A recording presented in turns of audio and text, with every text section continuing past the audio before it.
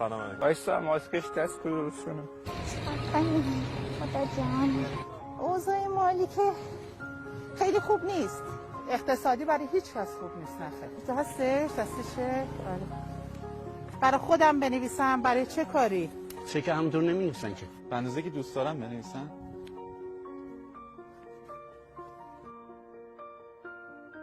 8 میلیون یا 8 میلیارد 20 میلیارد ریال. 100 میلیارد ریال. 50 میلیون. بعدش اینو امضا کنم.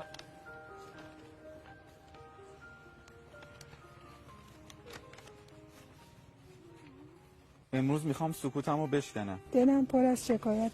دیگه نه به تو و نه به هیچ کدوم از اعضای خانواده‌ات احتیاجی ندارم.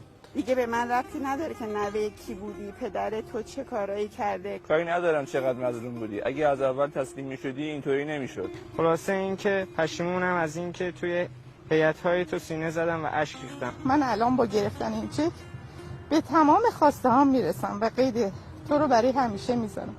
از طرف من میشه به حسین ابن علی. قید حسین بزنم.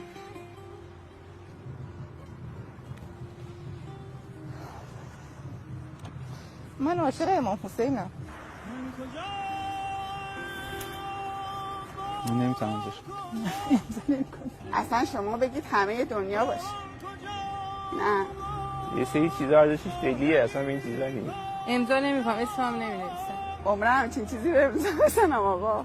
میشه پرش کنی؟ من جان و مال و اسمم فدای نام یک نکته های آقا عبدالله حسین. نه تمام آسمان زمین اگر به من بدی بگی بیا از امام حسین دست بکش نخواهم. چون امام حسین از پول که بهتره. شما بگید تمام دنیا رو بدن، آسمون و زمین، هیچ کدومش یه قطعه است که واسه حسین نمیدی.